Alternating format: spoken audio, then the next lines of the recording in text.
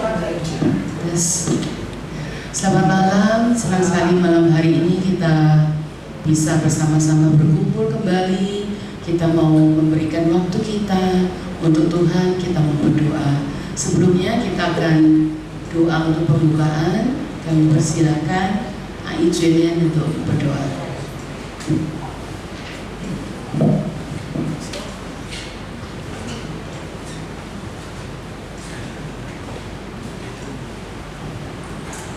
Haleluya, mari kita sama-sama masuk di dalam doa. Kita serahkan semua ke dalam tangan Tuhan.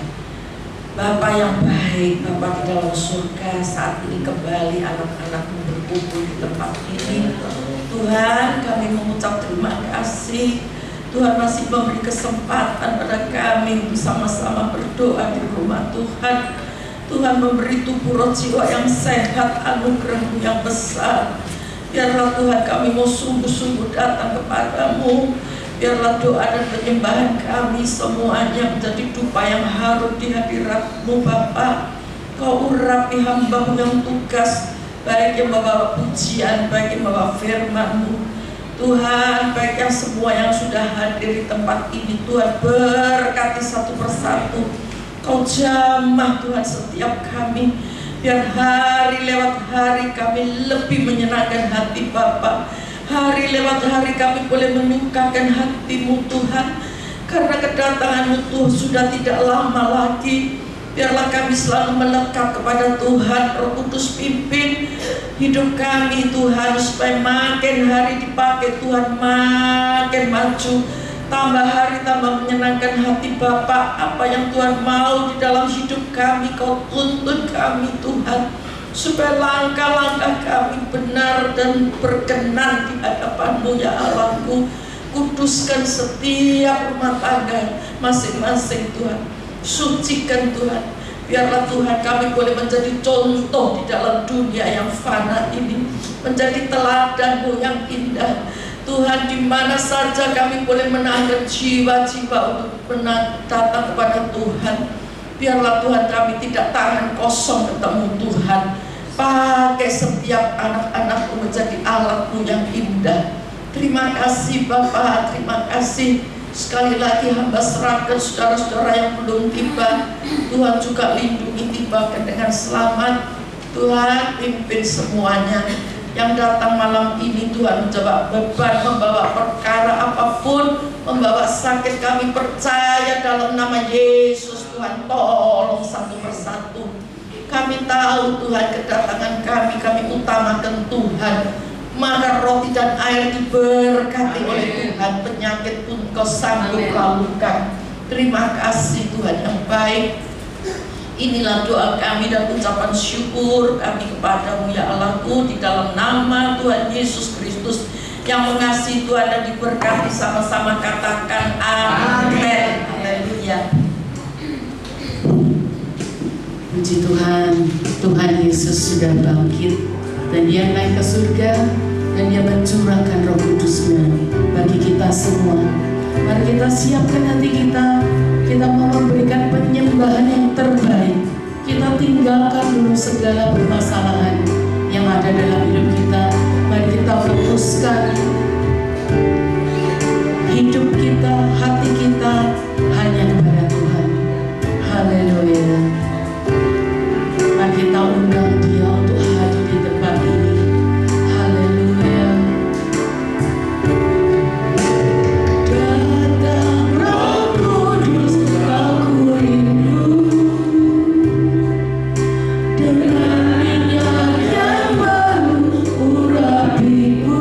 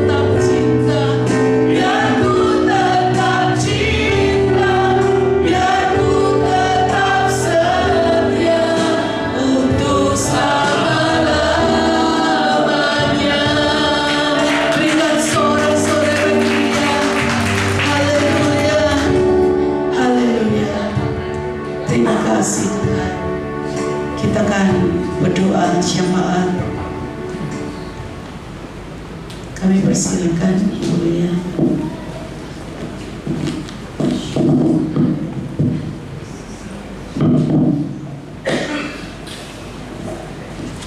Mari Bapak Ibu Saudara sekalian, kita bersama-sama berdoa.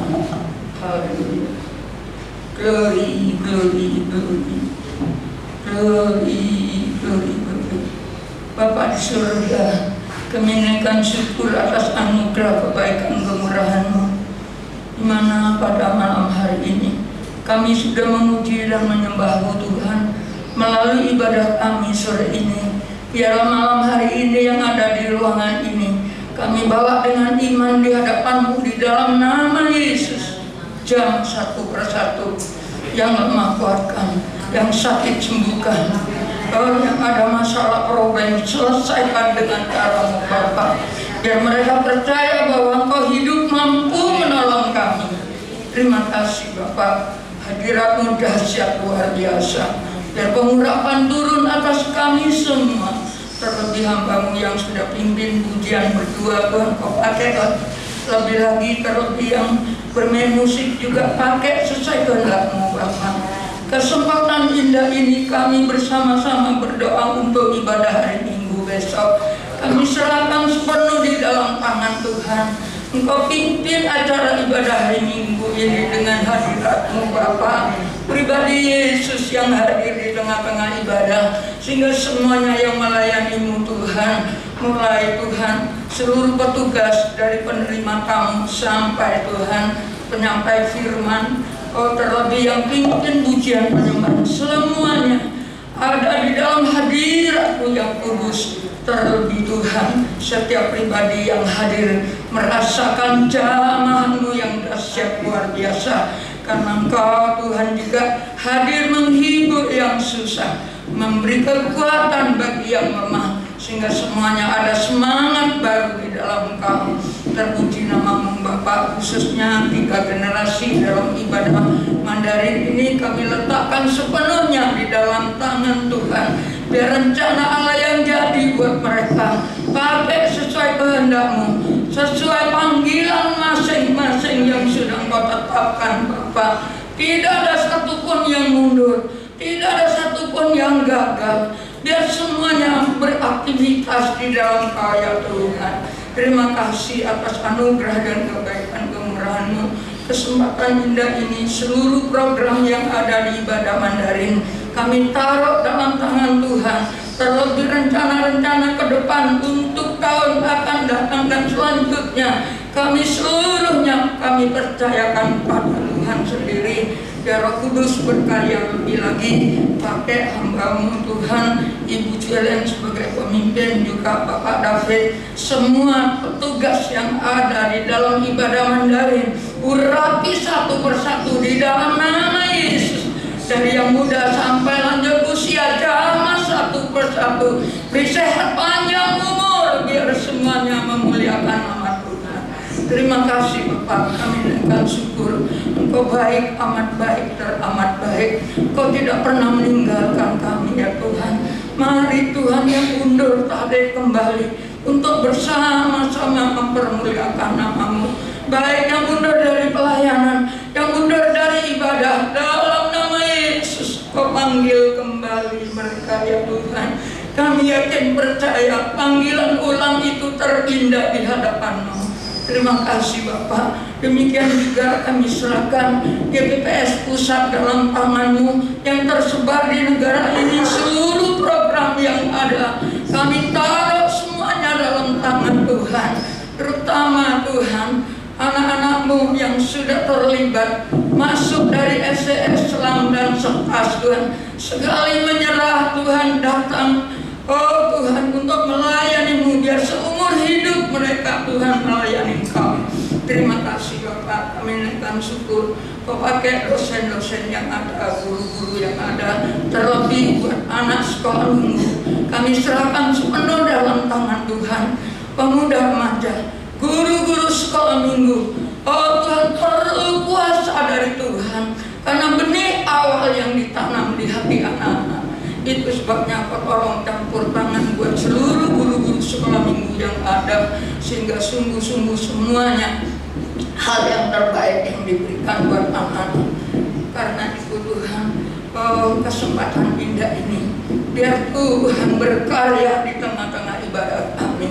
Terlebih Tuhan, semuanya apa yang direncanakan ke depan, oh Tuhan, Engkau sendiri yang atur Bapak, biar semuanya sukses, Engkau dipermuliakan.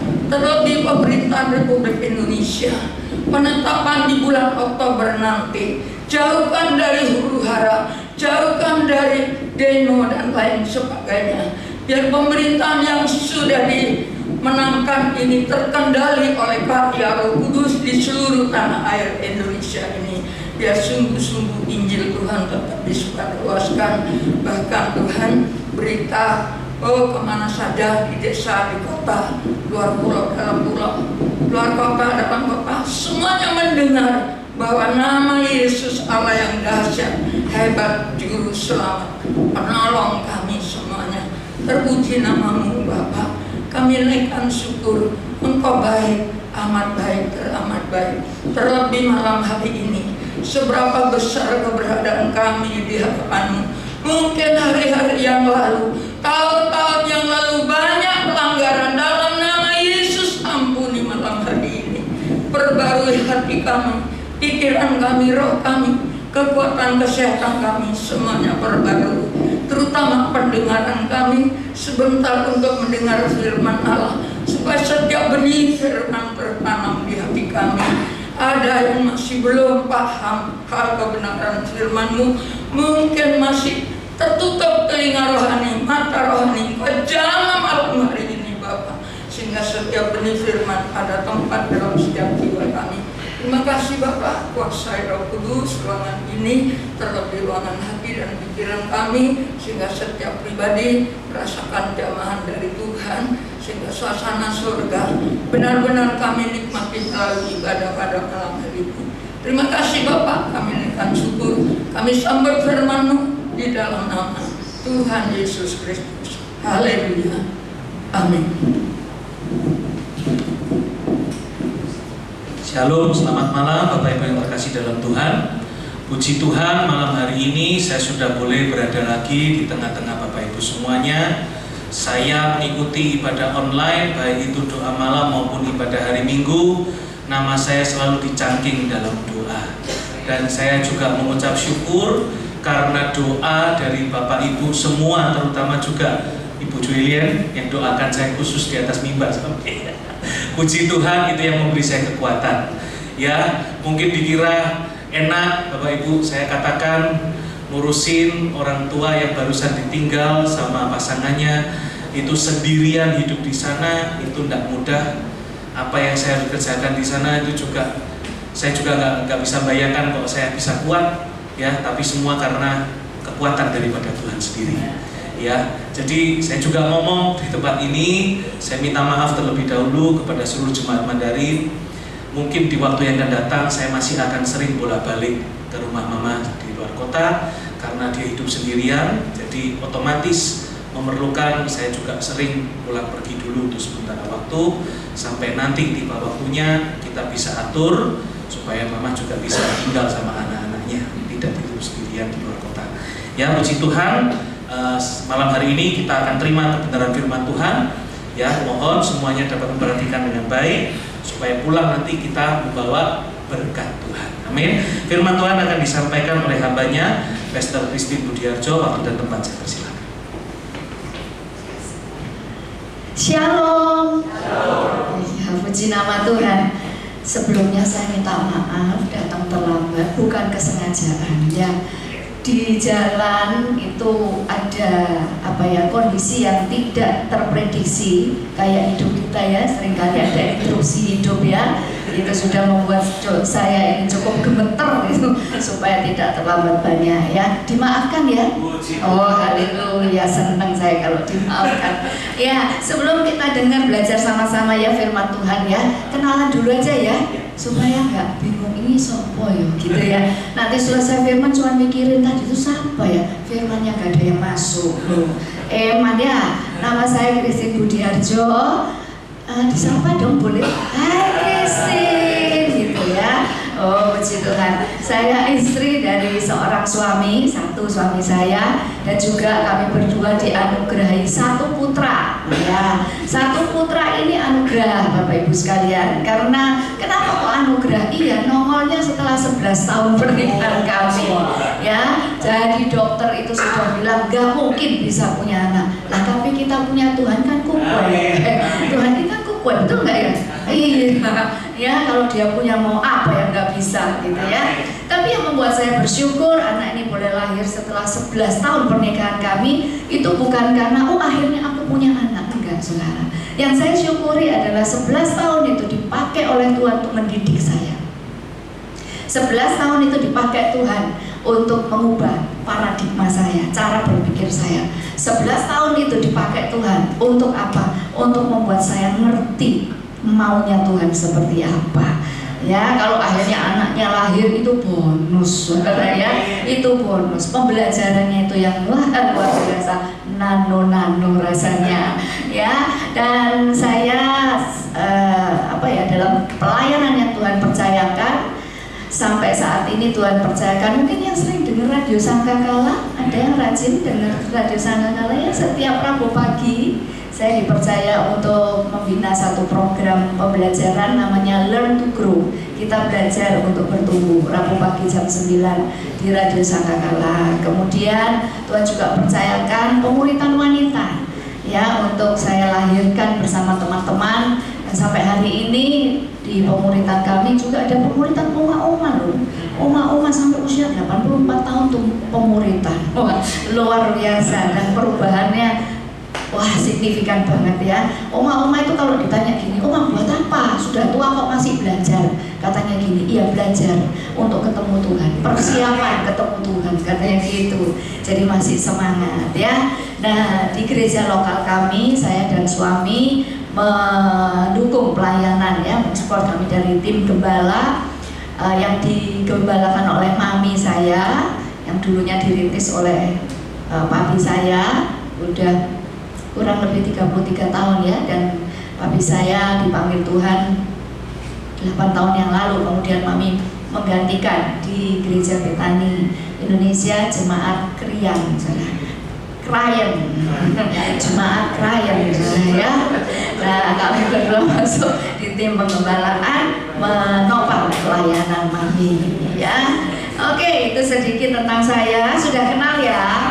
Sudah, berarti nama saya masuk di daftar doa Bapak Ibu sekalian ya? Oh iya, awas kalau enggak.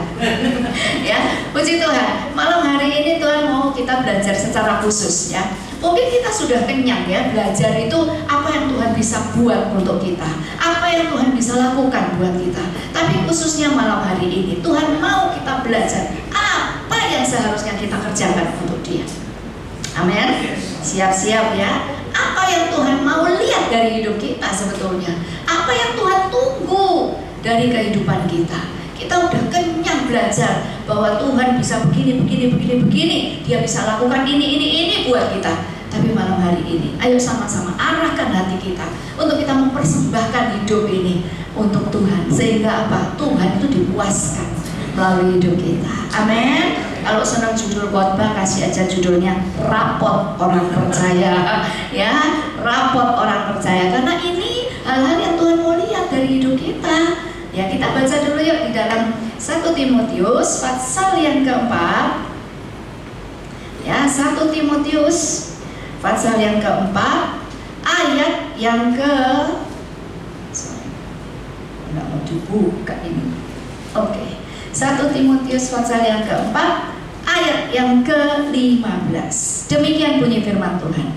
Perhatikanlah semuanya itu, hiduplah di dalamnya, supaya kemajuanmu nyata kepada semua orang. Ini saudara, yang Tuhan mau lihat dari hidup kita. Kita bisa bertanya sama diri sendiri, melihat kembali, aku ini jadi Kristen sejak kapan? Aku ini bertobat sejak kapan? Kalau saya jadi Kristen itu sejak lahir, makanya namanya Kristin, bukan Siti gitu saja. Ya, namanya Kristen, jadi lahir procok udah Kristen. Ya, tetapi untuk kita ini yang sudah ngomongnya aku udah bertobat, aku udah ikut Yesus, aku ini anak Allah, aku ini pengikut Kristus, malam hari ini Tuhan mau kita sama-sama melihat kembali, adakah kemajuan di dalam pengiringan kita kepada Tuhan. Kalau kita dibilang Kristen itu murid Kristus, adakah kemajuan yang bisa Tuhan lihat lewat kehidupan kita sebagai murid? Tugas utama murid itu belajar, ya.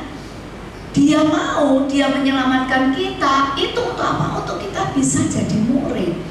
Nah, untuk jadi murid itu karena tugasnya belajar, harusnya ada rapot dong, gitu ya. Makanya temanya hari ini rapot kita sama-sama, saudara. Harusnya ada rapot. Nah, yang Tuhan mau lihat tadi dibilang kemajuan.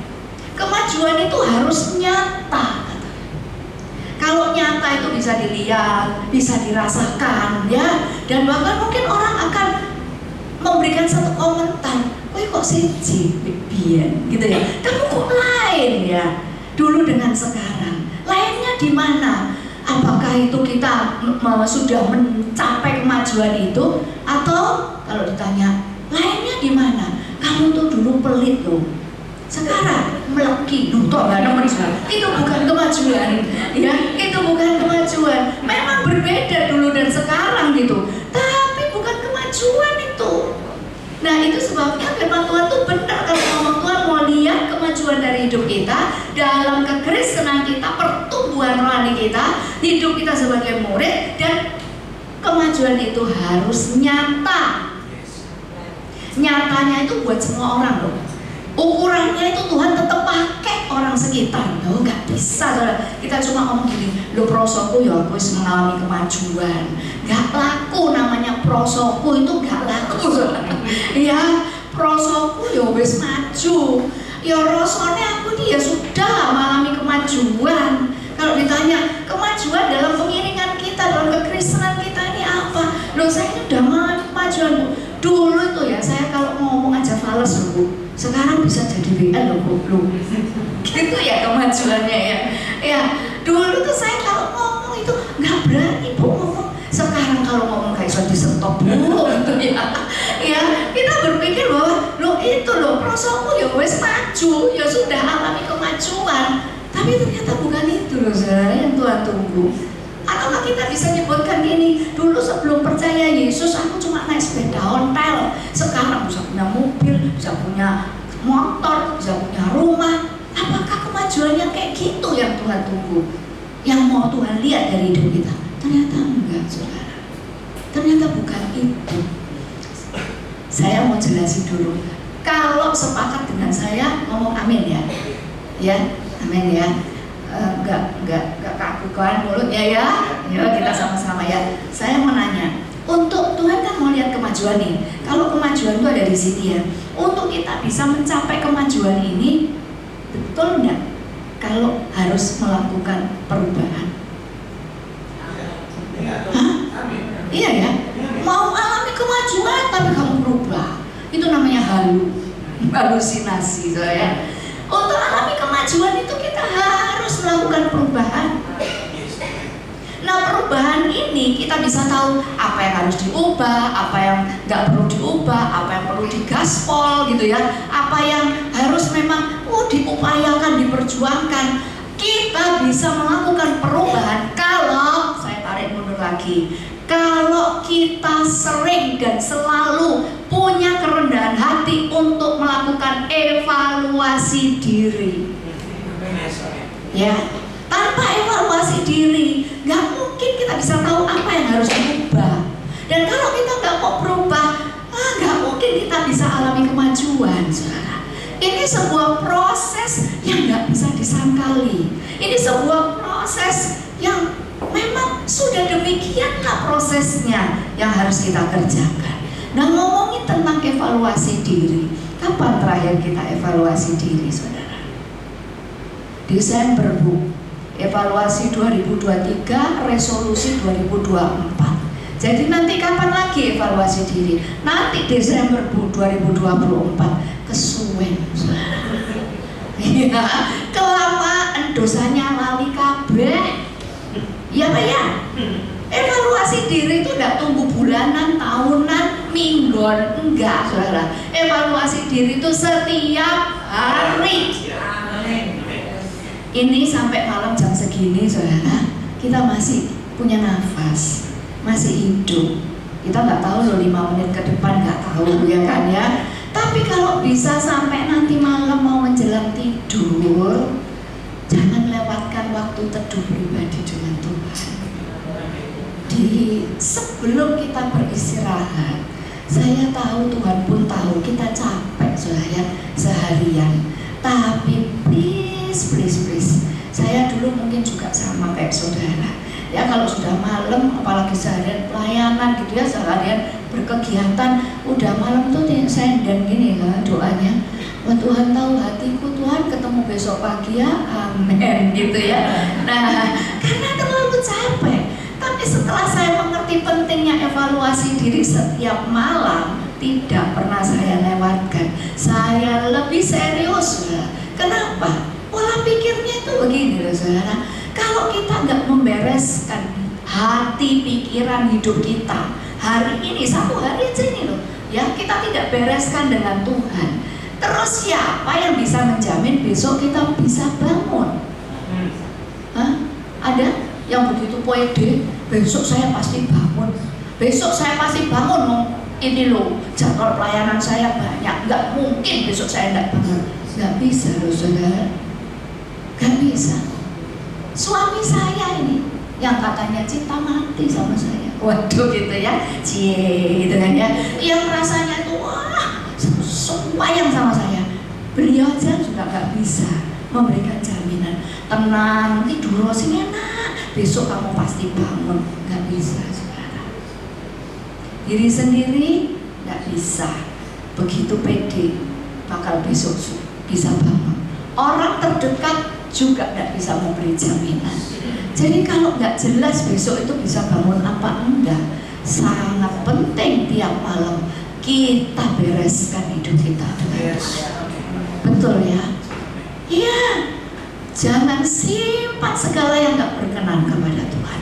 Selesaikan malam hari ini. Kita istirahat dalam perdamaian dengan Tuhan. Kalau besok nggak bangun, tempat kita jelas saudara, ada bersama dengan Tuhan. Amin. Kalau ternyata besok masih bangun, kita bersyukur. Hari baru, hati baru, pikiran baru, anugerah yang baru, kita berjalan lagi bersama dengan Tuhan. Itu pentingnya evaluasi setiap malam. Setiap malam bereskan saja. Jangan simpen salah orang, jangan simpen kepahitan, selesaikan. Supaya kalau kita nggak bangun lagi, kita udah berpulang itu dalam perdamaian dengan Tuhan. Amin. Nah kalau kita ini males evaluasi diri, ada nggak sih orang yang males evaluasi diri? Ada banyak saudara. Orang yang males evaluasi diri itu orang yang bener dewe. Iya Mbak ya. Kroso bener dewe. Yang lain salah, awake dhewe sing bener gitu ya. Mau betulin orang terus, tapi dirinya sendiri tidak pernah mau dibetulin, iya kan? Nah itu orang yang paling sulit loh evaluasi diri. Soalnya apa? Ya tadi itu prosoku ya wis bener gitu. Aduh, prosoku tuh nggak laku saudara. Ya, ngomongin evaluasi diri, kadang-kadang Tuhan panggil kita untuk evaluasi diri. Kalau kita males, kalau kita enggan evaluasi diri, lewat apa? Lewat fitnahan. Wah, ada yang sedang mengalami difitnah. Itu panggilan Tuhan loh untuk kita evaluasi diri, ya betul ya. Kita difitnah itu bukan monyong 5 meter yang lain yang memfitnah kita, tapi Tuhan, kok aku alami ya difitnah ini. Terima kasih loh Tuhan, Tuhan ngingetin aku untuk evaluasi diri. Bener nggak ya fitnahan ini, bener nggak? Kalau bener ya berubahlah gitu ya. Kalau nggak bener ya ampuni. Tapi itu merupakan kesempatan kita evaluasi diri. Waktu kita ditegur, waktu kita diarahkan, waktu kita dikasih masukan, loh itu panggilan Tuhan untuk kita evaluasi diri. Jangan gondok kalau dikasih masukan. Ya wes ngerti. Aduh, udah ya.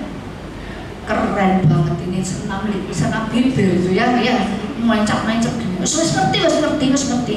Saya yakin di sini nggak ada kok ya. Nggak ada yang ngaku. nggak ada ya. Makanya penting evaluasi diri supaya apa, kita bisa tahu harus melakukan perubahan apa. Dan berubah itu tidak bisa kroson. Keprosoku ya aku harus berubah loh Bu, gitu ya. Tapi firman Tuhan bilang perubahanmu itu harus nyata. Yang menilai, yang menikmati harus orang sekitar, bukan diri sendiri, gitu ya. Mau ya belajar evaluasi diri, dicoba ya dengan orang yang dari dalam rumah aja. Nanti istri-istri malam ya, nanya sama suaminya, Bibi, menurutmu aku harus berubah apa belum? Hah? Berani gak gitu? Loh itu kalau niat bener loh mau evaluasi diri loh. Karena kan gini kita ngomongnya, Tuhan biarlah hidupku berkenan kepadamu, kan gitu kan? Iya kan? Tapi nggak mau evaluasi diri. Katanya Tuhan gini, lip service. Itu namanya lip service sama abang-abang lambe. Oh katanya mau berkenan sama Tuhan, tapi nggak mau evaluasi diri, nggak mau berubah. Ya nggak bisa. Dan kalau nanya sama suami yang manis loh, ya jangan pakai melotot-melotot gitu. Ini tadi aku nih suruh tanya, ibadah tadi tuh loh, suruh tanya, aku nih sudah berubah apa belum nih? Ayo ngomong, jujur. Tapi bisa deh, motor. Ya, suaminya ya takut, wes berubah, sudah. Ya daripada ada pertumpahan darah ini, malam-malam ya saya. Jadi nanyanya itu so sweet gitu loh ya. Dan kalau misalkan saja nih sudah berubah, mana Didi gitu. Nggak boleh apa ngegas loh ya. Kok dia ngomong titik kok ngegas? Didi memang kok nggak bisa bersyukur, nggak bisa melihat perubahan istrinya. Tetap aja itu nggak rela evaluasi dirinya, nggak terimaan masih ya. Kalau evaluasi diri harus dengan kerendahan hati. Oh baru titik ya Bi, ajari ya Bi, ingetin ya Bi, supaya aku ke depan. Ya sampai Tuhan panggil pulang, aku bisa mempersembahkan perubahan yang banyak buat Tuhan. Amin. Iya, suami ya begitu, nanya sama istrinya. Ya, itu orang deket ini yang paling akurat penyampaiannya. Ya kan, nanya sama suaminya, Mimi, aku ini sudah berubah apa belum ya? Sejak kau mengenalku Mi, gitu ya, aku sudah berubah apa belum? Yang sweet loh ya, nggak boleh melotot loh ya, nggak boleh loh ya. Karena kita bersungguh hati, kita ini mau berubah ya, dan mempersembahkan itu untuk Tuhan, ya kan? Iya, suami-suami nggak boleh pasang muka garang. Menurutmu ya, nggak berubah. Ngomong nggak berubah, tahu terima kasih. Aduh, nanti ya saya dipanggil nanti ya. Ini loh Bu, mau evaluasi diri tapi hasilnya kok kempiung kayak begini. Iya, cara nih salah soalnya ya. Nah, itu evaluasi yang kita bisa lakukan. Orang tua nanya sama anak, jangan gengsi. Karena orang tua pun harus belajar. Oh, keras kepala, syukur ya. Rugi sendiri. Karena kita tidak bisa puaskan Tuhan kalau kita nggak mau evaluasi diri. Anak-anak juga nanya sama orang tua, ya apa yang harus diubah? Kalau sudah ditunjukin ini loh, kamu belum berubah dalam hal ini, bantu saya ya, ingetin saya akan belajar untuk berubah. Amin. Nah, kemajuan ini ternyata ada ukurannya. Perubahan itu ada ukurannya. Jadi nggak berubah sak karepe gitu, enggak ya. Ada ukurannya, cuma 3 kok ya. Poin rapot kita malam ini cuma 3. Cuma berapa? 3. Cuma 3. Ya, coba kita lihat satu-satu ya. Kita buka dulu di dalam Roma pasal yang ke-12. Roma pasal yang ke-12. Ini poin perubahan yang pertama yang paling Tuhan mau lihat dalam hidup kita, yang paling Tuhan tunggu dari hidup kita. Demikian bunyi firman Tuhan. Roma 12 ayat 2. Janganlah kamu menjadi serupa dengan dunia ini ya. Kita memang tidak sama loh saudara ya, karena kita sudah ditebus oleh Kristus ya. Kita bukan lagi pendosa, tetapi kita anak-anak Allah ya. Jadi cara hidup kita harus berbeda dengan cara hidup dunia.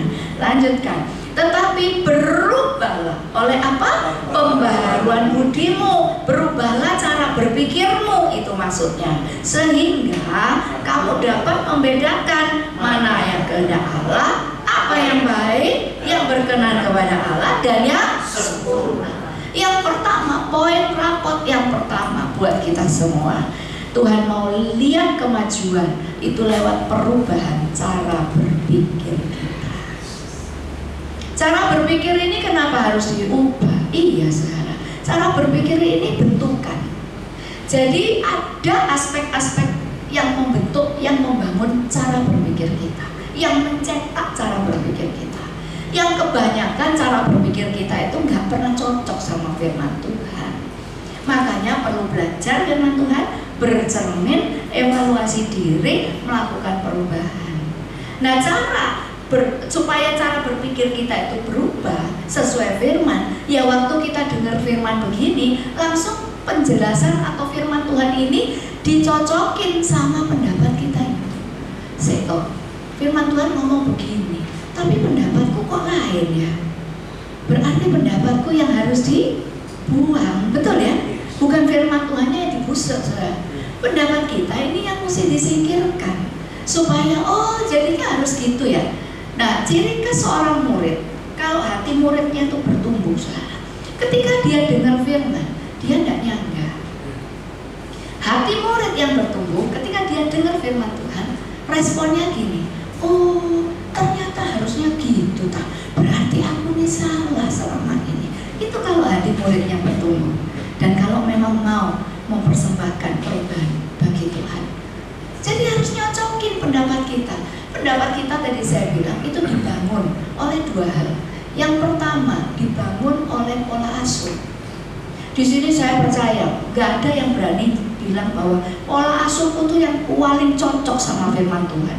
Ada yang berani? Kalau ada yang berani angkat tangan, ya boleh kesaksian di sini. Tipsnya apa gitu ya? Kita aja ini yang hidup di zaman sekarang, zaman now ini, seminar di mana-mana, parenting di mana-mana, di Google itu ya, di YouTube, di HP kita, gadget kita tuh kok belajaran sebanyak-banyaknya, kita aja nggak belajar kok. Bener. Apalagi yang nenek moyang kita ya. Pernah nggak kita dengar gitu nenek moyang kita? Emak saya aja, saya nggak pernah dengar emak saya atau oma saya itu ngomong gini, saya tak tinggal seminar, nggak pernah. Ya seminar apa mak? Parenting, nggak pernah. Berarti apa? Kita harus jujur dan rendah hati bahwa pola asuh baik yang kita terima atau yang kita terapkan pada anak-anak kita itu tidak selaras, tidak sepenuhnya cocok sejalan dengan firman Tuhan. Betul ya? Nah, pola asuh yang tidak selaras dengan firman Tuhan itu ditanam di dalam diri kita, yang membentuk cara berpikir kita. Pola asuh yang akeh salah ini tadi dibangun di dalam pikiran kita, sehingga kita punya pendapat yang sama dengan orang tua kita. Banyak nilai-nilai, paham-paham yang diturunkan dari nenek moyang itu ya, sampai anak turunnya punya prinsip yang sama, sedangkan prinsip itu ternyata berbanding terbalik dengan prinsipnya firman Tuhan. Itu pentingnya kita mengubah cara berpikir kita, nyocokin terus dengan firman Tuhan. Ini baru satu pola asuh. Yang kedua apa? Trauma. Jadi pola pikir kita ini juga dibangun oleh pengalaman masa lalu. Dan masalahnya adalah manusia cenderung menyimpan pengalaman bukan yang baik. Yang lebih berpengaruh dalam diri manusia adalah pengalaman buruk. Pengalaman buruk ini akhirnya membangun cara berpikir.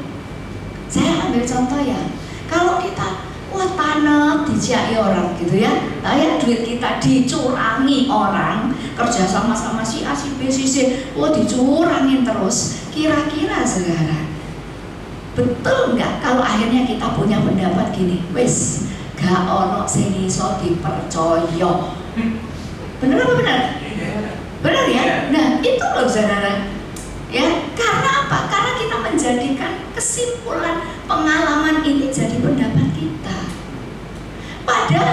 firman Tuhan tuh bilang di dalam karakteristik kasih 1 Korintus 13, coba cek nanti ya, bahwa kasih itu percaya segala sesuatu. Wah, kok berbanding terbalik ya?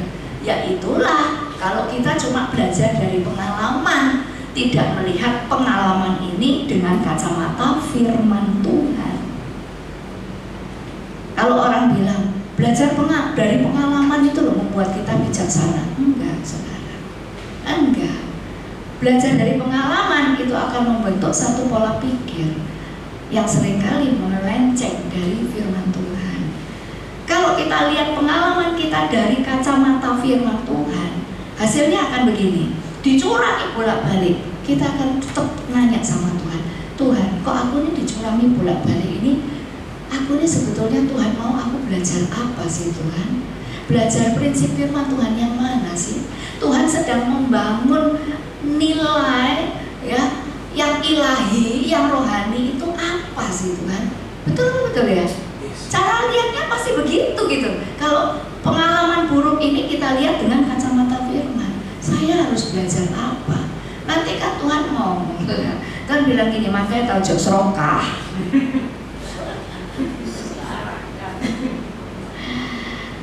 Kenapa kamu dicurangi bolak-balik? Soalnya kamu serakah. Kamu terlalu terbuai, terkiwir-kiwir sama janji manis yang ya ngasih iming-iming bahwa untungnya gede loh. Betul? Ya, sing salah siapa? Maksud Tuhan yang salah. Ya serakahnya kita itu yang salah. Tapi ketika dicurangi bolak-balik, kita malah membenci orang-orang yang mencurangi. Nah, kan sudah salah ini salah. Salah banget. Itu yang saya mau tunjukkan. Kenapa firman Tuhan mengatakan cara berpikir kita harus diubah, harus dicocokin sama firman Tuhan. Satu lagi, bermuantap saya. Rasanya kalau contohnya tentang duit itu tuh nyakot gitu. Ya. Kalau cara berpikir kita ini ya, isi pikiran kita ini duit, misalnya gitu ya. Duit.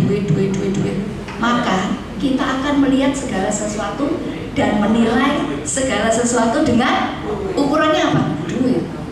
Ya kan?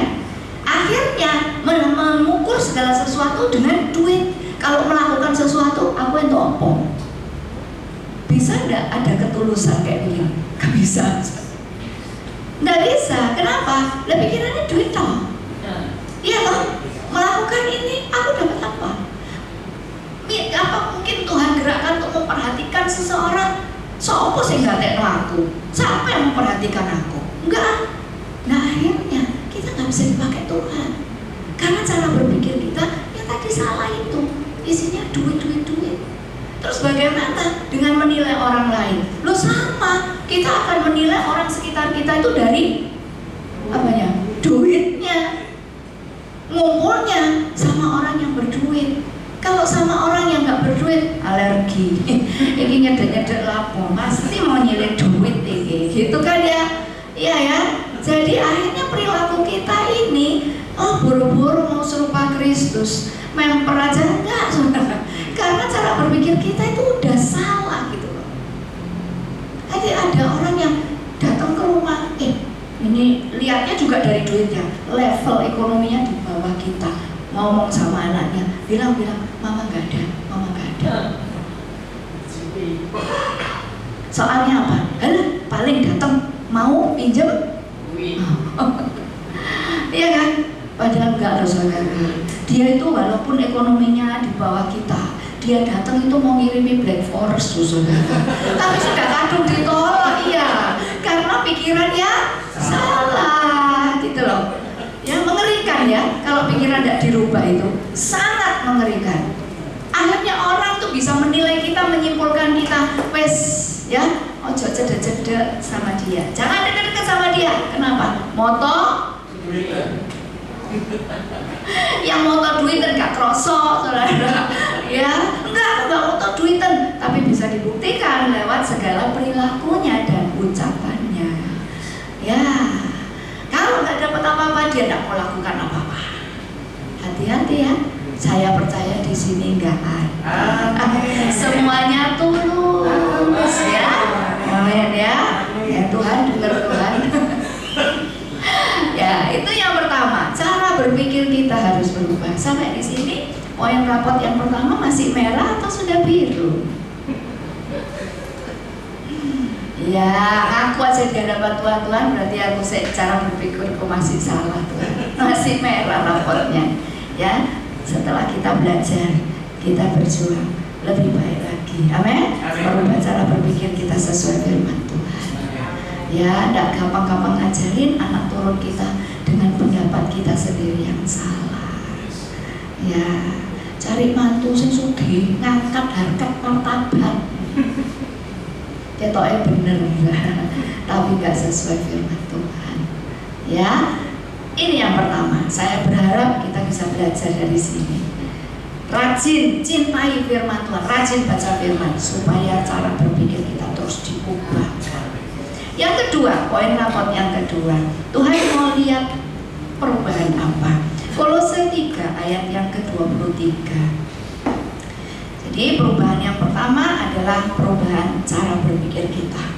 Yang kedua, perubahan apa? Kolose 3 ayat 23, apapun juga yang kamu perbuat, perbuatlah dengan segenap hatimu seperti untuk Tuhan dan bukan untuk manusia. Saudara memahami ini sebetulnya enggak sulit gitu ya. Karena Tuhan tuh bilang gini, apapun juga yang kamu lakukan, untuk siapapun kamu melakukannya, dalam hal apapun yang remeh mungkin buat kita, yang sederhana atau yang rumit, semuanya, apapun juga yang kita lakukan. Bukan kalau untuk orang yang menguntungkan kita melakukannya itu wah dengan sepenuh hati gitu ya, yang terbaik yang kita. Tapi untuk orang-orang yang tidak menguntungkan kita mengerjakannya setengah hati. Oh ini tidak cocok sama firman Tuhan, ya berarti harus berubah.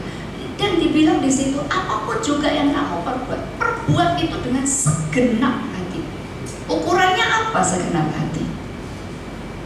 Lanjutnya dibilang, orang yang melakukan segenap hati itu dia cuma melakukan fokusnya untuk Tuhan, bukan untuk manusia. Dan kalau melakukan segenap hati itu dia pasti melakukan yang terbaik karena untuk Tuhan. Yang terbaik yang kita bisa lakukan untuk siapapun, untuk orang yang bakal menguntungkan kita atau yang tidak, segenap hati yang terbaik. Nah, orang yang praktek atau yang bersedia melakukan ini, melakukan segala sesuatu dengan segenap hati, dia itu tidak gila hormatnya. Karena dia tidak melakukannya untuk siapa? Tidak melakukannya untuk manusia. Jadi dia tetap melakukan yang terbaik walaupun nggak ada yang lihat. Dia tetap melakukan yang terbaik yang dia bisa. Dia upayakan yang terbaik walaupun dia nggak dapat apa-apa, saudara. Dia nggak untung ketika nggak ada orang berterima kasih. Dia nggak berhenti melakukan yang terbaik walaupun nggak ada satupun yang mengapresiasi dan memberi penghargaan. Kita sebagai ayah, sebagai papa, sebagai mama, apa yang kita lakukan? Dengan hati yang kayak apa kita melakukannya? Kita sebagai anak yang saya lihat di luar sana di sini nggak ada.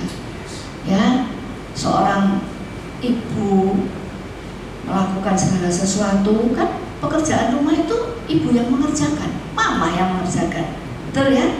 Nah, tapi beda loh. Mama yang mempraktekkan Kolose 3:23 sama yang enggak. Kalau yang enggak itu begini, males. Mana enggak ada yang terima kasih. Bojoku yo gak ngomong terima kasih, anak-anakku yo gak ngomong terima kasih. Coba Bu, kayak gitu tuh ya apa tuh? Oh, jadi minta diterima kasih. Kalau minta diterima kasih itu namanya engkau melakukannya untuk pamrih. Ya. Berarti kita belum praktek ini, berarti rapotnya masih merah.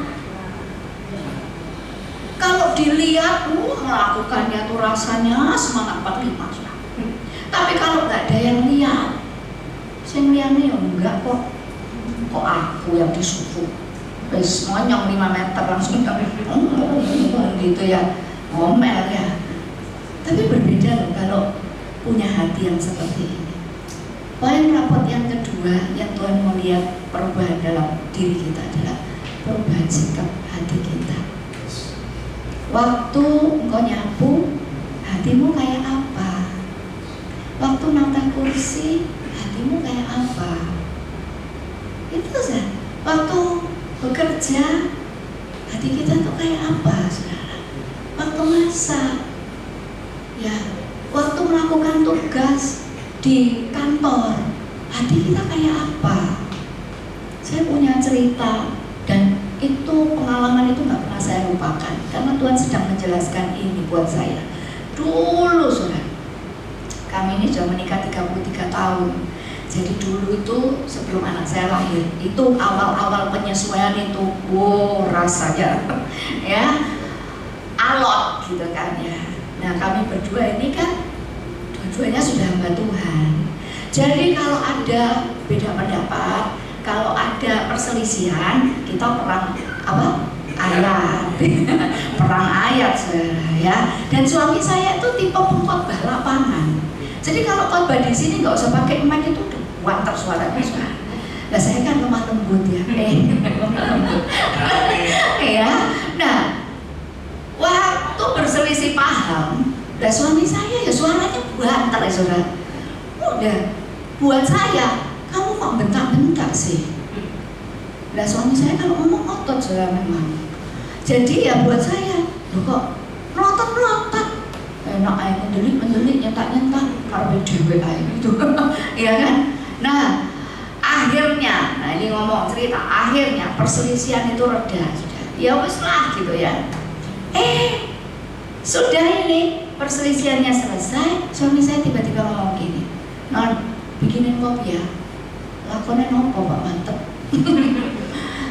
Habis bentak-bentak ya, habis melotot-melotot, merentah, aku bikin kopi, enak aja. Ya kan? Nah, tapi dalam hati kecil itu ada suara yang ngingetin, sok bikin kopi lo buat suaminya sendiri nggak mau. Iya ya, wah ada rasa takut akan Tuhan, ada saudara. Tapi ya ini loh, perempuan ini malu halus, tapi bukan setan. Malu halus itu artinya menanggapi segala sesuatu dengan perasaannya. Berbeda dengan pria, pria itu makhluk logika. Kalau selesai ya selesai itu pria. Kalau saya umpamakan lampu, pria itu lampu neon, dicetek nyala langsung nyala, dicetek mati langsung mati. Kalau perempuan itu lampu LED, dicetek nyala, nyalain suwe. Foto durasi itu perempuan. Makanya begitu selesai perselisihannya ya, beda pendapatnya selesai, saya belum selesai apa? Belum selesai noto hati. Suami saya ya wes bar, saudara, sudah selesai menurut beliau. Saya belum selesai, saya noto hati, sudah diperintah. Ke dapur kah saya? Iya. Tapi jalannya kayak buto, bukan kayak Putri Solo, saudara. Kenapa? Kenapa bisa begitu? Karena hatinya, ya. Sampai di dalam dapur, loh bikinnya loh kopi bukan kopi sadrem, enggak loh, enggak satu panci itu enggak, secangkir. Tapi di dapur saya kayak main musik orkestra.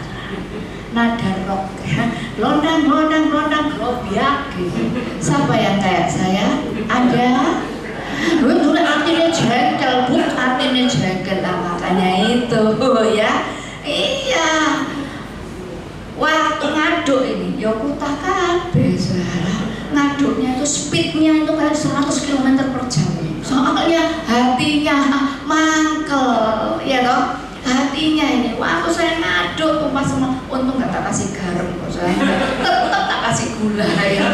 Ngaduk begini tumpah semua. Ayat ini lo nongol, saudara. Apapun juga yang kamu perbuat, nah, perbuatlah dengan segenap hatimu, seperti untuk Tuhan, bukan untuk suamimu, katanya gitu, saudara. Lo lah kok gini bunyi ayatnya ya.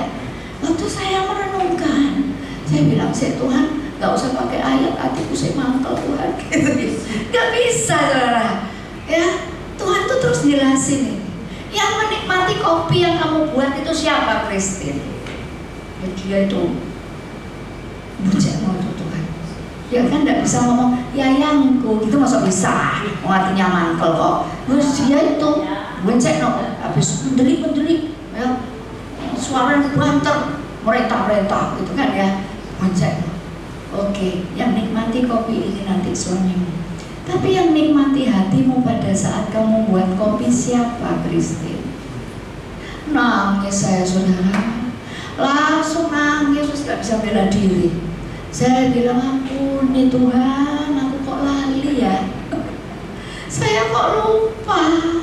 Memang hasil kerja kita ini orang manusia yang menikmati.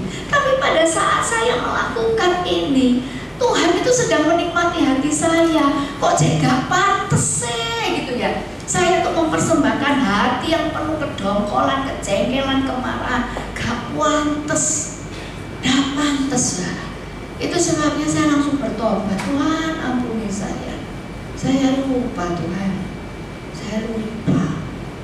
Itu yang gak pernah saya lupakan sampai hari ini. Sehingga apapun yang saya lakukan, saya mau lakukan yang terbaik.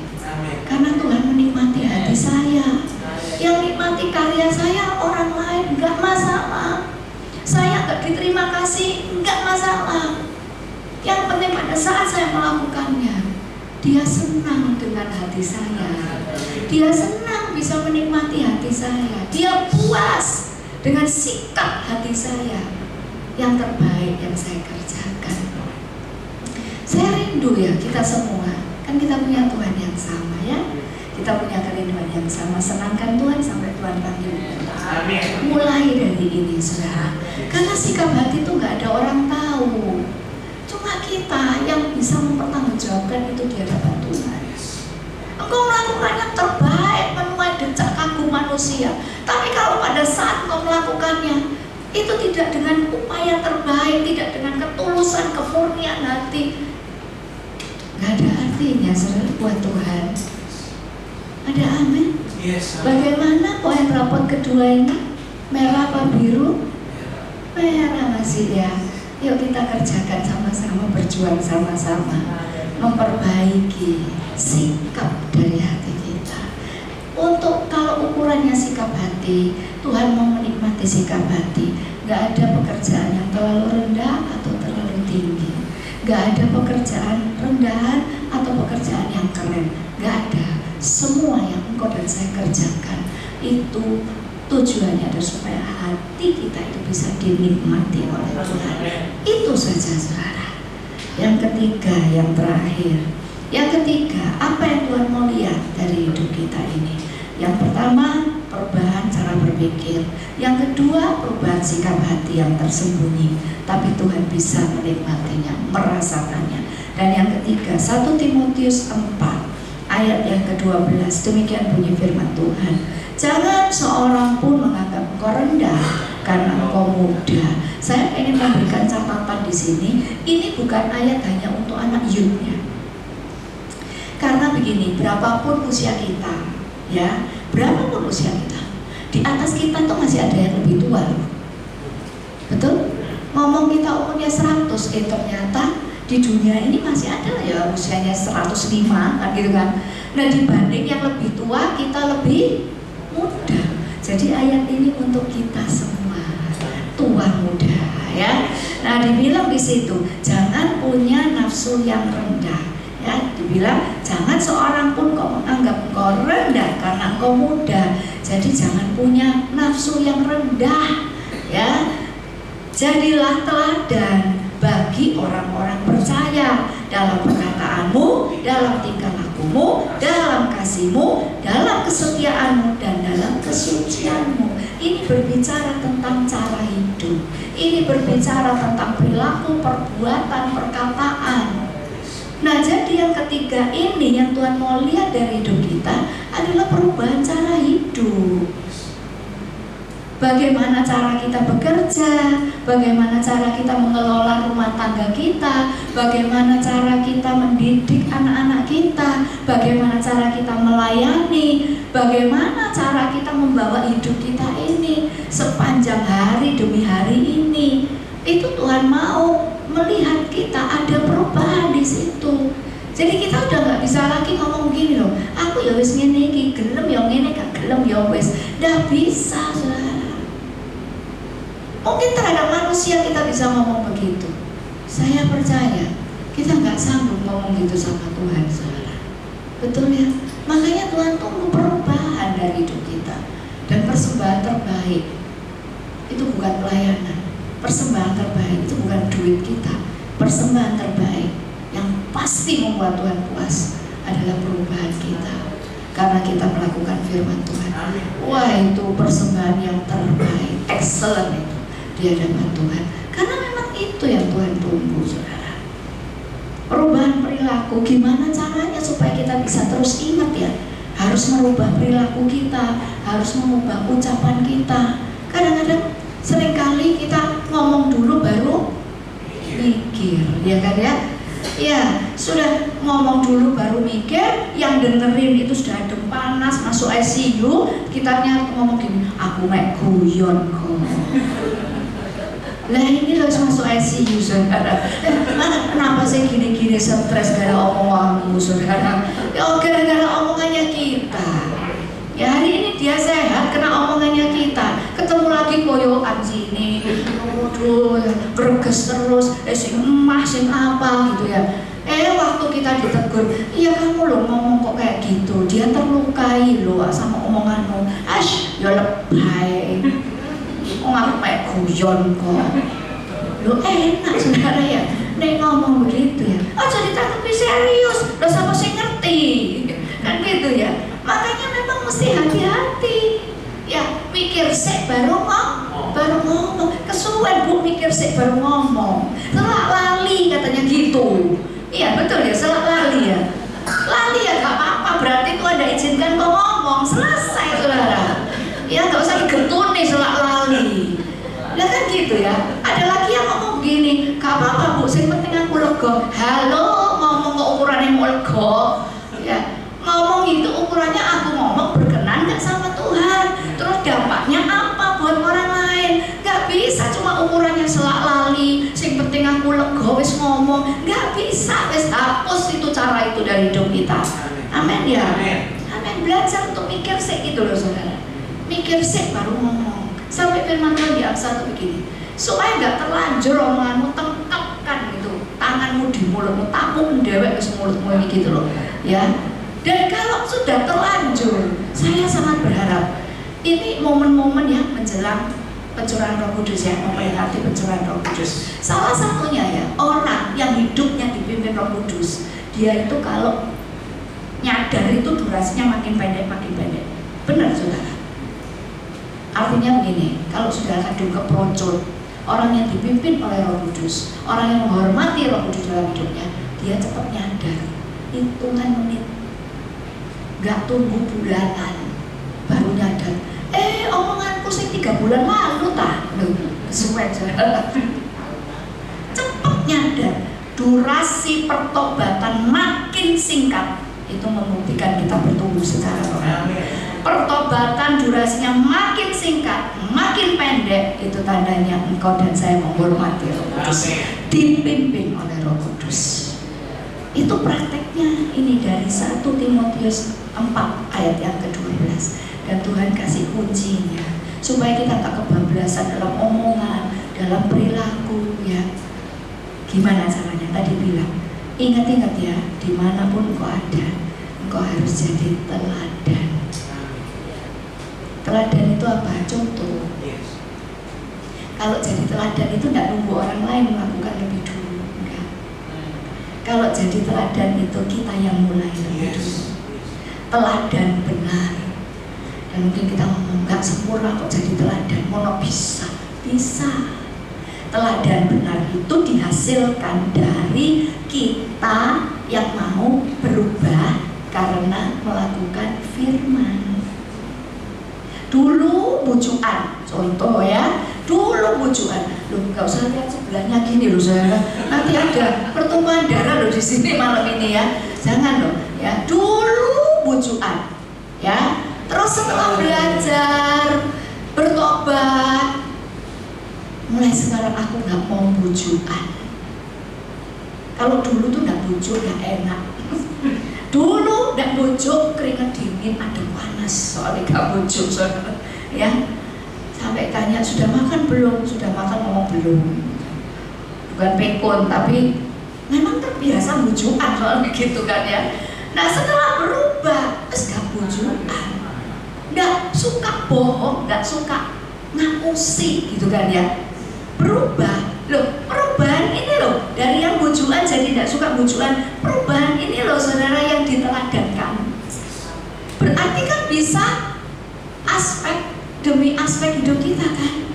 Bisa sedikit demi sedikit dari melakukan firman Tuhan, dari melakukan prinsip firman Tuhan, menghasilkan perubahan. Perubahan ini nanti yang dipakai Tuhan untuk bisa dipelajari oleh orang sekitar kita. Itulah keteladanan, saudara. Satu teladan itu lebih berdampak daripada 1000 kata-kata. Kita ngasih contoh satu itu lebih powerful dibandingkan menasehati dengan 1000 kata-kata. Kasih contoh, apalagi cuma diomeli, wes tambah sudah, ya nggak ada dampaknya. Kasih contoh, dimulai dari diri sendiri. Firman Tuhan bilang, jadilah teladan. Jadi gini, kalau mau ngomong ingat, oh iya, kalau aku ngomong begini nih, kira-kira orang belajar apa ya dari hidupku? Selama ini kan kita nggak pernah mikir gitu ya. Yang penting lo gabung wes ngomong. Biar dia itu sekarang wis terserah elo gitu ya. Ya, mau melakukan apa aja, yang penting itu keinginanku terlaksana, Bu. Tapi mulai hari ini ayo kita mikir, kalau aku ngomong gini, orang itu sekitar kita yang mendengar kita itu belajar apa dari hidup kita?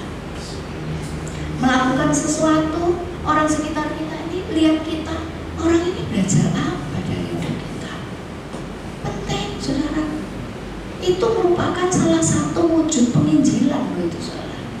Karena waktu kita melakukan kebenaran firman Tuhan, orang 10 di sekitar kita lihat, minimal 5 nyantol, 5-nya niru loh.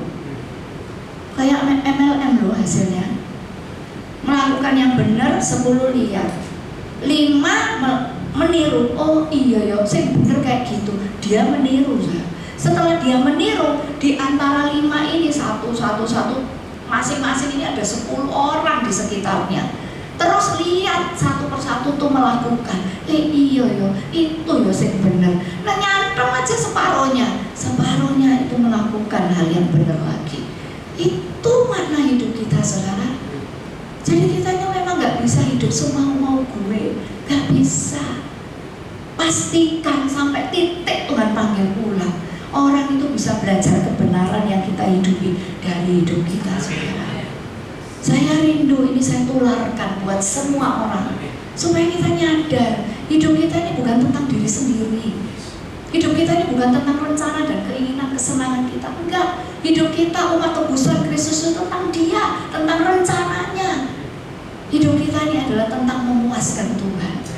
Amin. Saya rindu ya kita semua yang belajar malam hari ini. Ayo kita praktekkan sama-sama.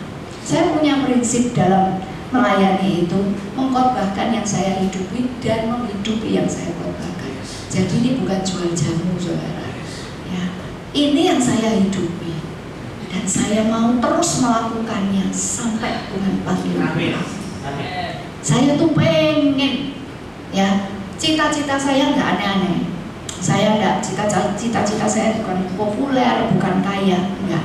Cita-cita saya cuma satu, supaya nanti ya pada saat Tuhan panggil saya pulang, udah di dalam ini balik papan, atau balik papan, peti mati, baliknya papan itu ya, terbujur kaku di peti mati. Kalau diizinkan Tuhan, katanya Mami rohani saya itu bilang, terakhir dari jenazah itu fungsi organ tubuh yang terakhir sekali tidak berfungsi adalah telinga, kayak gitu.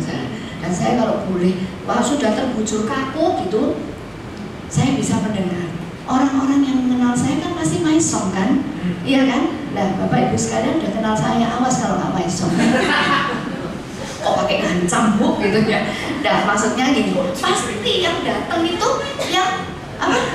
Yang mengenal saya. Nah kerinduan saya ya, cita-cita saya tuh gini.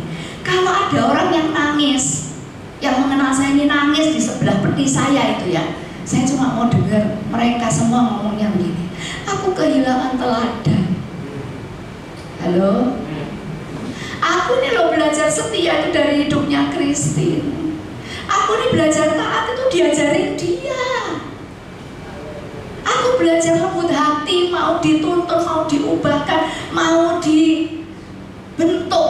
Itu karena aku belajar dari hidupnya dia. Dia ini yang ngajarin aku ngomong baik. Dia ini yang ngajarin aku untuk cinta keluarga. Dia ini loh yang ngajarin aku untuk aku nggak sembrono dalam ucapanku. Dia juga yang ngajarin aku untuk melakukan segala sesuatu dengan ketulusan. Saudara nggak pengen akhir hidup yang kayak begitu? Itu nggak bisa ujuk-ujuk, harus dirintis mulai sekarang. Yang kemarin ya udahlah difur sama Tuhan, karena mungkin kita belum belajar. Tapi berbeda dengan malam hari ini.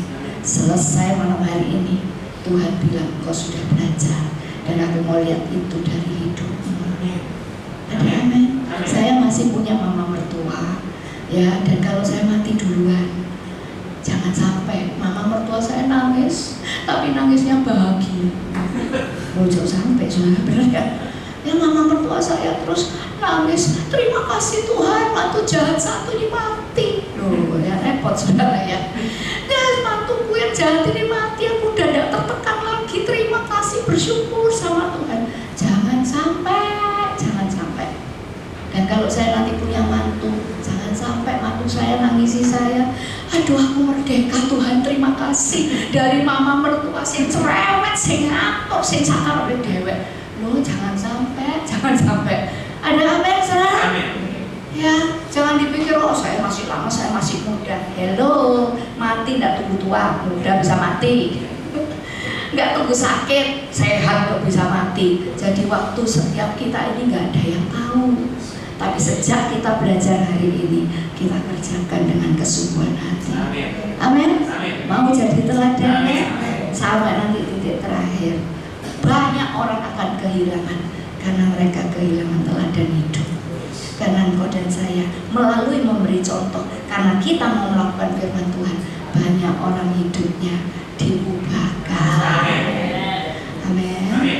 Yang saya itu mimpikan tuh begini, kalau nanti ya satu ketika udah bersama dengan Tuhan, wah sudah sukacita ya bersama Tuhan dalam kerajaannya. Terus ada orang yang mengenal saya itu masuk gitu ya, masuk di pintu sorga gitulah ya. Terus lihat saya pengen orang ini bisa ngomong gini, loh Tuhan terima kasih loh, Christine itu kamu kenalkan kepadaku, terima kasih Tuhan, aku ini dibawa dalam hidupnya Christine, terima kasih loh Tuhan, Christine itu Tuhan hadirkan dalam hidupku, aku bisa ada di sini itu karena Dia loh Tuhan.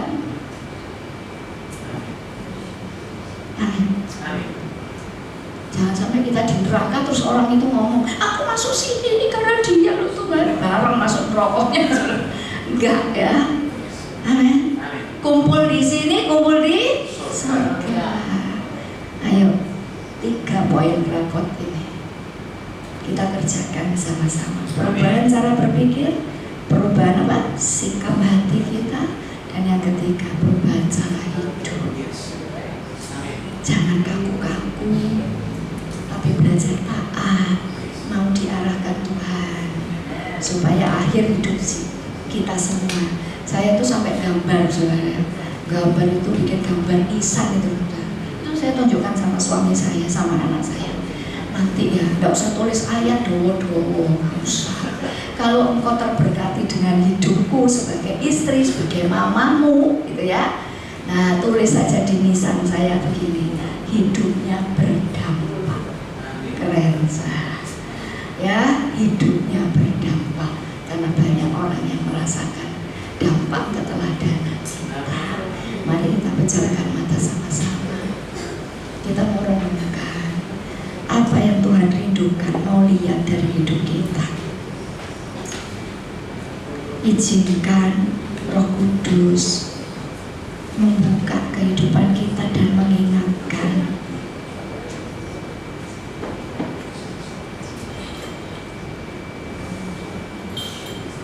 kalau Roh Kudus ingatkan, jangan Kalau Roh Kudus ingatkan bagaimana kita masih sembarangan dalam berucap, kita seringkali berpikir negatif terhadap orang lain, kita seringkali curigaan sama orang lain, atau kita mengukur segala sesuatu dengan uang. Mari malam hari ini kita sama-sama bertobat. Aku mau berubah Tuhan, cara berpikirku, dan kalau hatiku ini dalam melakukan segala sesuatu masih belum murni, belum tulus, aku masih sering mogok Tuhan, karena aku tidak mendapatkan pujian, aku tidak dapat upah, aku tidak mendapatkan apresiasi. Gak ada orang yang terima kasih sama aku di rumah, di tempat kerja, di pelayanan, sehingga aku melakukannya tuh setengah hati. Ampuni aku Tuhan, ampuni aku. Hari ini aku tahu dalam segala hal yang aku kerjakan, Engkau sedang menikmati hatiku. Aku mau mempersembahkan yang terbaik dan cara hidup yang semau gue, yang sulit taat malam hari ini. Mari merendahkan diri di hadapan Tuhan. Aku mau belajar taat Tuhan. Aku mau berubah. Tuntun aku ya Roh Kudus untuk aku berubah. Targetnya cuma satu, supaya Tuhan puas dengan hidupku, dan supaya kemajuan itu nyata bagi semua orang yang ada di sekitarku, supaya semua orang yang Tuhan hadirkan dalam hidupku itu bisa merasakan dampak kehadiranku dalam hidup mereka, sehingga mereka makin mengenal Tuhan, makin mencintai Tuhan. Oleh karena aku dihadirkan dalam hidup mereka, mereka bisa makin mengenal Tuhan. Karena aku mau menjadi contoh, aku mau jadi teladan. Ajarku memahami semua yang kau ingini, agar hidupku puaskan hatimu.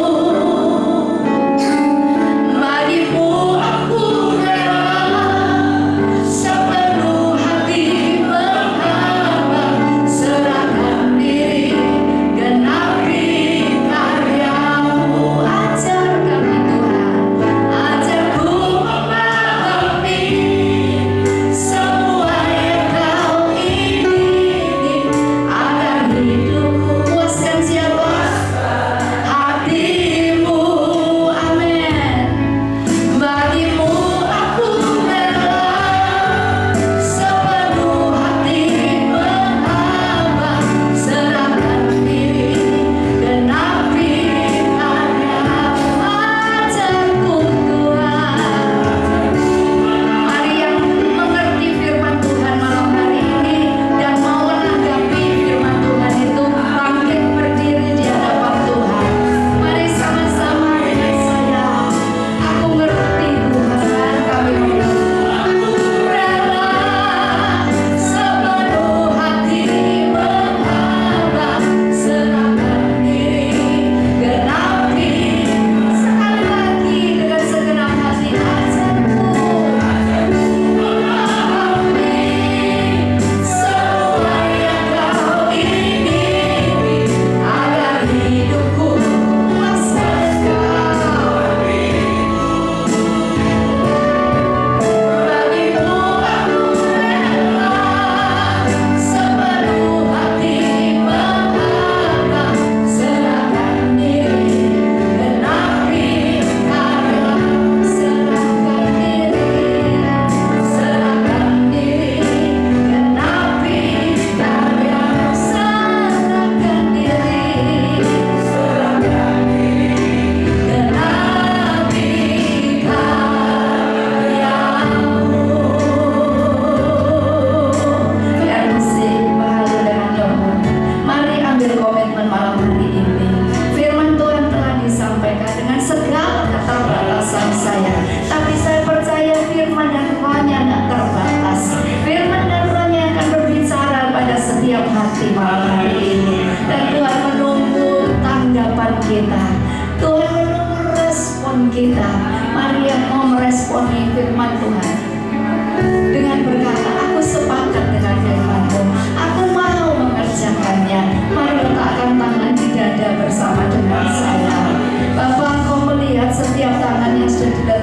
dada. Kami berdiri di hadapan Engkau, putra-putrimu ini Tuhan. Biarlah Engkau melihat dalam hati kami, hati yang mau memuaskan Tuhan. Ampuni kami jika kami selama ini mencari kepuasan diri kami sendiri. Ampuni kami jika kami hidup hanya untuk memuaskan diri sendiri. Bahkan kami hidup menuntut orang lain memuaskan kami, menuntut suami, menuntut istri, menuntut anak-anak, menuntut orang tua, menuntut semua orang yang ada di sekitar kami hanya untuk memuaskan diri kami. Ampuni Tuhan, ampuni, ampuni, ubahkan kami. Dan kuasa firman Tuhan itu yang mampu mengubahkan kami. Mulai hari ini Tuhan, kami tidak cari kepuasan diri sendiri. Kami mau memuaskan Engkau dalam hidup kami. Sampai titik terakhir nanti Tuhan panggil kami pulang. Tuhan berkata, aku puas dengan hidupmu karena aku melihat Engkau mentaati, Engkau hidup menyenangkan hatiku. Terima kasih Tuhan, terima kasih. Bapak boleh serahkan putra-putrimu malam hari ini dengan segala komitmen yang sudah dibuat ke dalam tangan kasih sayang-Mu Tuhan. Dan kami percaya pengampunan sudah turun buat kami semua. Kami dibaharui dengan semangat yang baru. Kami boleh Tuhan menjalani kehidupan kami. Pindah fokus, tidak lagi memuaskan diri sendiri, tetapi memuaskan Tuhan. Kiranya Tuhan berkenan atas ungkapan hati kami ini. Terima kasih. Di dalam nama Tuhan Yesus Kristus kami bersyukur Tuhan. Amin. Kami juga mengucap syukur kalau malam hari ini kami boleh datang memuji dan menyembah Tuhan. Bahkan kami sudah diberkati oleh kebenaran firman-Mu. Kiranya Roh Kudus yang akan membaca setiap hati kami, sehingga tidak ada tanah berbatu bersemak duri. Semua benih firman yang ditaburkan malam hari ini jatuh di tanah yang baik di setiap hati kami yang mendengar firman Tuhan ini. Berkati hamba-Mu yang Tuhan sudah pakai menjadi alat-Mu untuk menegur dan mengingatkan kami bahwa hidup kami di dunia semua sementara. Pasti ada waktunya kami akan pulang. Cuma tinggal kami menentukan apakah kami akan pulang ke surga ataukah kami akan terus hidup semau sendiri dan akhirnya kami tidak akan dapat untuk pulang ke rumah Tuhan. Tuhan, berkati hamba-Mu, tambah-tambahkan minyak urapan-Mu, tambah-tambahkan roh hikmat marifat-Mu, sehingga dimanapun hamba-Mu Tuhan utus untuk melayani, di sana hamba-Mu boleh menjadi berkat bagi banyak orang, banyak jiwa dipulihkan, dimenangkan untuk kemuliaan nama Tuhan. Berkati dalam pelayanannya, dalam hidup nikahnya, juga di dalam keluarganya. Tuhan memberkati senantiasa. Demikian juga dengan setiap kami percaya ketika kami nanti melangkahkan kaki kami pulang dari tempat ini, hidup kami dirubah dan hidup kami sudah diberkati Tuhan. Terima kasih Tuhan Yesus. Sebentar lagi kami akan meninggalkan tempat ini. Kirimkan malaikat-Mu mengiringi perjalanan kami, tibakan di tempat tujuan kami, di rumah kami, semua dalam keadaan selamat, tidak kekurangan suatu apapun. Kami akhiri ibadah doa malam ini dengan doa sederhana yang Tuhan ajarkan kepada kami, doa Bapa kami. Bapa kami yang di sorga, dikuduskan nama-Mu, datanglah kerajaan-Mu, jadilah kehendak-Mu di bumi seperti di sorga. Berikanlah kami pada hari ini makanan kami yang secukupnya, dan ampunilah kami akan kesalahan kami, seperti kami juga mengampuni orang bersalah kepada kami. Dan janganlah membawa kami ke dalam pencobaan, tapi lepaskanlah kami daripada yang jahat. Karena Engkau yang punya kerajaan dan kuasa dan kemuliaan sampai selama-lamanya. Doa berkat saya serahkan pada Pak Han.